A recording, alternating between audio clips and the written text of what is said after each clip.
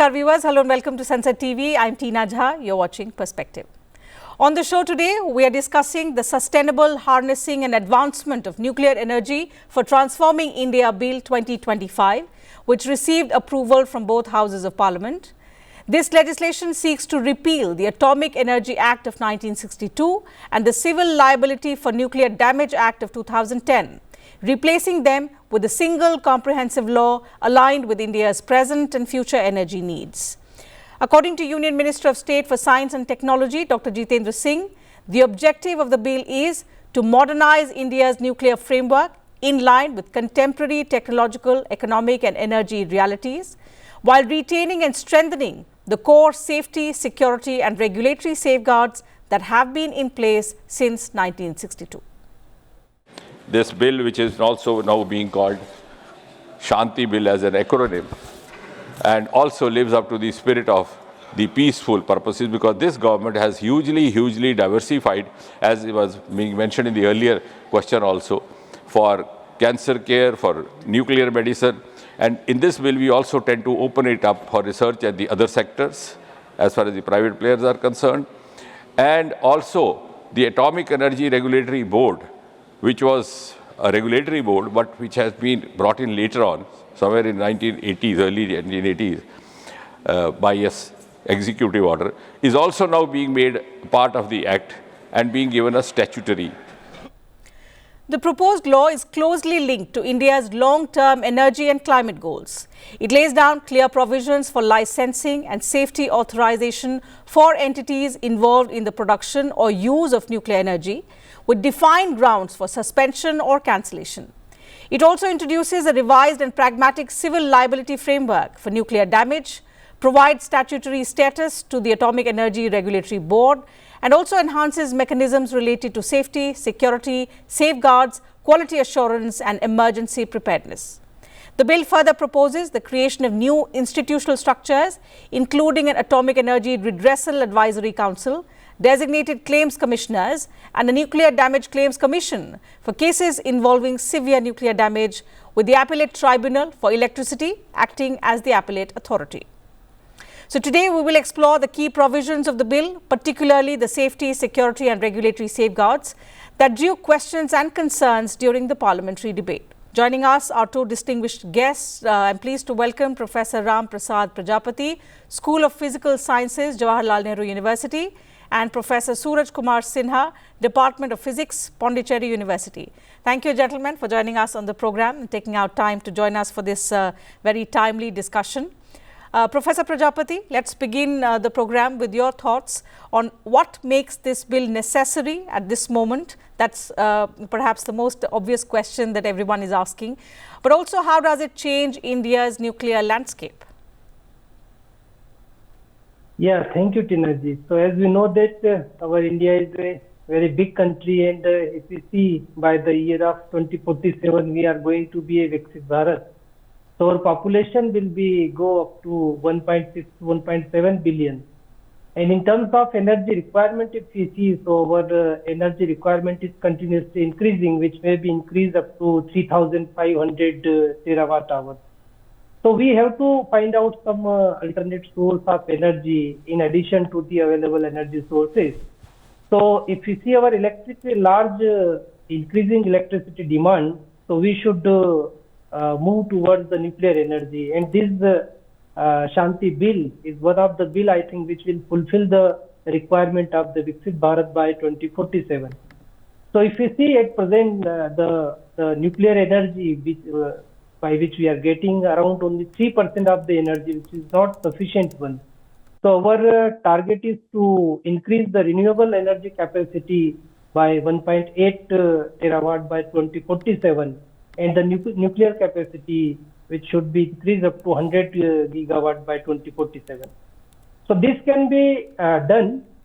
This cannot be done, I think, without this Shanti bill, because earlier there was only two acts was there. There was one Atomic Energy Act 1962, and the second one was the Civil Liability for Nuclear Damage Act 2010. So they were all under the government agency, and only NP, the Nuclear Power Corporation of India Limited, was running around 20 reactors only. So in the current scenario, there is a demand of establishing more nuclear reactors with some more provisions that provide nuclear damage and other liability to the dependent where these nuclear reactors are installed. So there are some strategic focus area in which clean area is one of them. So I think that this clean energy from the solar or from nuclear, these are the area where we can, I think, increase our energy production. So I welcome this Shanti bill in this regard. Okay, we'll discuss also some of the concerns related to private investment, security and the safety safeguards that have been raised by opposition members, and to which Union Minister Jitendra Singh replied in the House. But let me bring you into the discussion as well, Professor Sinha. Your opening thoughts on how do you look at the significance of this, particularly in context of the government making this statement that this bill seeks to modernize the legal framework of India's nuclear energy sector, and it says it is in line with the contemporary technological, economic and energy realities. What, according to you, are some of the most crucial aspects in this bill that cater to both our present and future energy needs? Thank you for inviting me for this very important discussion. 2 points I will highlight: that I welcome this bill wholeheartedly, and the genuine questions raised by oppositions. But we have to understand that in 50 years, technological advances are enormous. So the worry about the safety and other concerns is not that much worrisome for us who understand the technology. For example, when the first experiment, Manhattan experiment, was done in US, it took long time to realize people that some experiments has been done. It was Kodak camera films which were damaged, then it was sent to lab, and then people realized. Today, people are empowered so much through media and technology development that any such thing happens, it cannot be hidden. So people are empowered to present before the government and agencies very easily. So second thing is we have developed in technology too much. So the concern about security is genuine, but government assured that it will be implemented with very strict provisions, and they will all private players have to follow that. Certainly, we will discuss about the robustness of these provisions later on. But since you made the point on technology, let me also take the opportunity to ask you, do you see the new framework sort of making it easier to integrate the emerging nuclear technologies? Because when we assure people that it's not just taking care of the present needs, but also the future energy needs of the country, we need to have a framework which is also far-sighted. Certainly, as I avoid repeating whatever Professor Ram has already said, to the point that growing demands and energy needs are the core to the development and prosperity of 1.5 billion people. So that cannot be, we cannot be in denial mode. So it is urgent requirement to bring such changes, and government agencies has certain limitations to match the demand. So there are private players, those have come for modular reactors, that Pronos, Fusion and others. Certainly they will be able to meet at very high speed. Means within 10 years or 15 years, we have to achieve meet the energy demands, which cannot be done by government agencies, because government agencies have different working styles, and for every single step, even question is not genuine. If a government agency is working, they have to reply to every citizen, and this is completely difficult to achieve only within government framework. If it is if we have decided that 1947, 100 years of independence, India has to be among most prosperous nation, then certainly this is the very good step forward. Since technology and modernization is the thrust, Professor Prajapati, what new opportunities do you see this shift now opening up for technological advancement, especially in context of the small modular reactors, thorium and the next gen systems? Yeah, see, if we see in terms of the nuclear reforms, which is initiated by the government of India, at the one side we are ambitiously talking about the enhancement in the capacity of our energy, increasing from 8.8 gigawatt to 22 gigawatt by the 2032 and 100 gigawatt by 2047. If we see the finance which is required to increase this nuclear energy, so we require around 15 lakh crore rupees, while in the budget of 2025-26, only 20 crore is given. So that deficit we have to somehow cover from the private sector. So that is one of the major aim of this bill, to include the private sector into the production of nuclear energy. If you see the project at present which are carried out by NPCIL, that is Kudna-Kulam, so there are 3-6 units which are facing very chronic delay due to various technological aspects and these things. So I think that including the private partnership, we can obviously enhance our energy production capability by improving the infrastructure, technology transfer, because they are more curious, and their policies which are generally give the outcomes very fast. So I think this is a good concern. And if we see the production of uranium, that supply chain is also very big, because there is only one Atomic Energy Act is there, according to which only DAE or NPCIL can harness that uranium only. So we have to increase our supply chain also, uranium supply chain, and on the other hand, we have to also see the security, the concerns of the human being we have to address also. So I think in this bill they have addressed. So there is authentic solutions for these security concerns, and the provisions are provided in this bill, about which I will also talk later.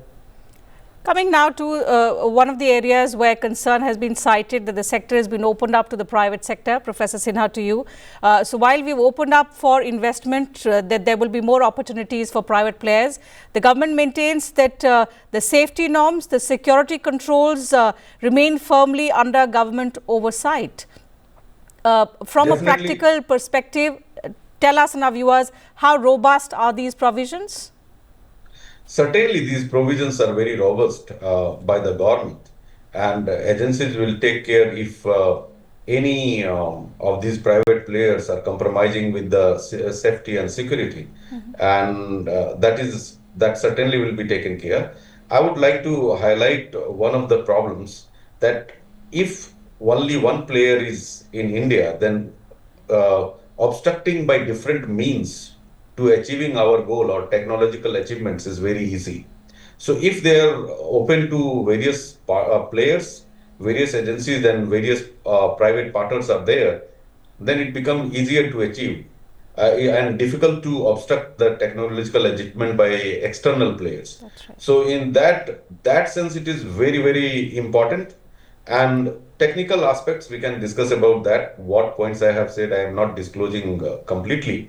But this is a very good step to achieve and include the more players in energy sector, especially nuclear energy sector. Second point I want to mention is, there is fusion research also, which will come into play, which is already 100% safe. So we need not to only highlight Chernobyl or other accidents which has happened earlier.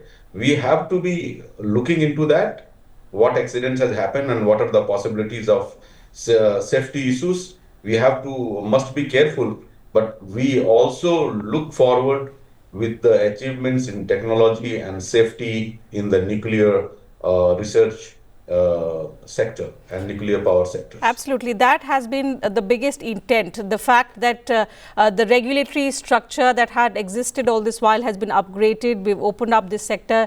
Professor Prajapati, do you see that big change, that shift, making India an attractive destination now, both for investment as well as for technology partnerships?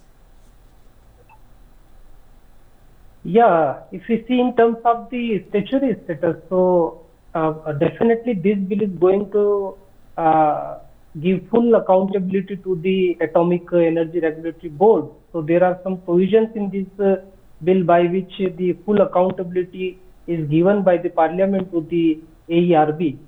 And it is also proposed here that there will be a revised nuclear liability framework in which the creation of dedicated atomic dispute tribunals is there. If suppose there is some loss is happening because of some kind of damage or explosion, so there is a dedicated dispute tribunal will be established under this bill. And it also provides opportunity to facilitate the advanced technology, nuclear technology transfer that will definitely help to the research and development in different areas like nuclear fusion, nuclear physics, plasma physics. So as Professor Suraj also told about that there is also wide scope of nuclear fusion based reactor in the coming year. So I think this bill will fulfill and provide an opportunity to bring such kind of nuclear fusion based research in near future. So all the provisions which are there in this bill, I think they completely satisfy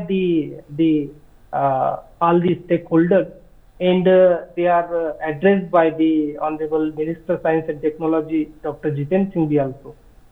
So there are some major concerns which are obviously there in this bill, and they should be also more cleared. I think that is about the regulatory independence, that AERB should be given full autonomy, the financial cooperation, and the appointments on various positions.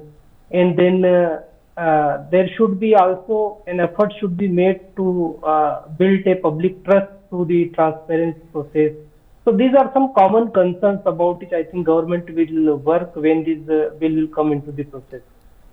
Certainly. I think liability has been one of the central themes of the debate. A lot of members spoke about, in fact, they highlighted concerns related to which the minister has explained that operator liability has been rationalized through graded caps, which is linked to reactor size to encourage newer technologies such as smaller modular reactors, about which we've discussed with both our guests, while ensuring that full compensation is available to the affected persons through a multi-layered mechanism. So enough clarification there given already by the government on the concerns that have been raised by members, and with time all of these concerns and apprehensions will also be raised by the respective ministry. Shifting focus to the other aspect of the climate, energy security and the long-term vision that this bill provides, Professor Sinha, how do you see this framework fitting into India's broader climate commitments and net zero goals alongside the renewable pathway that we've already been following? That is essentially required now, because we have seen that many of our cities are suffering from pollution, which is very life-threatening than nuclear reactors. So I'm not telling that security should be compromised, but the environment issue is equally important, which is causing day-to-day health issues and life threat to common people in various cities. So considering all the aspects on larger goal, this bill is essentially required for looking forward and development, including prosperity. Development with bad health, it doesn't mean anything. So in that respect, if development with good environment, with addressing the most challenging issue of pollution, which is emissions by this petroleum vehicle and power generation by diesel based and coal based power stations, it must be addressed. So in that respect, it was essentially required. Even if you think my opinion, then I think it is at least 10-year delay, and but it is a right step forward in right time, and definitely India will be benefited large by this bill, and it will be certainly very much helpful in addressing the environmental concern and climate change.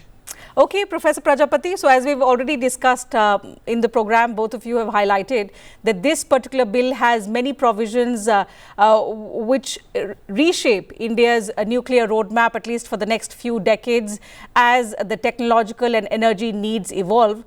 Do you also see it having the ability to propel India into a leadership position, making India a hub of global nuclear technology? Yeah, I totally agree with your point that if we see the nuclear energy production by US this time, so they are presently 100 gigawatt energy capacity, they which produced by the nuclear energy, and we are aiming it for by the end of 2047 the 100 gigawatt nuclear energy. So definitely this bill will help to fulfill that requirement and to make our nation globally superpower in terms of the nuclear energy. And we have also aimed to make our country as a net zero carbon produced by the end of 2070. So this can be done only if you are having the energy which is inherently safe and clean energy. So this is only the nuclear energy which is clean energy, no any radioactive harmful sources are there, no pollutants are there, and the safety control, everything is very easy. So once these small reactors will be developed, so in a small cities like in a town, these reactors can be established that will fulfill the energy requirement. So I think this is one step just we have moved. This maybe happened since long back, but this is a good step, I think, and I hope that in the coming years more startups and private sectors will be taking interest in this nuclear energy sector, and by the end of the next decade, I think we will be in a on the top position of the energy production by the nuclear energy in comparison to the US, UK, Japan, like developed nations. Absolutely. It's critical, especially when we've embarked on the vision of becoming a Viksit Bharat by 2047, which is when we will be celebrating our centenary year of independence. And this law has several provisions that instill confidence of creating an ecosystem in the country which promises clean and reliable energy to take care of our own needs, but also emerge as a global hub of energy. With that, we'll have to call it a wrap on this edition of Perspective. Thank you once again, Professor Sinha, Professor Prajapati, for joining us and sharing your views and insights on this very, very important bill. To you viewers, thank you very much for your time as well.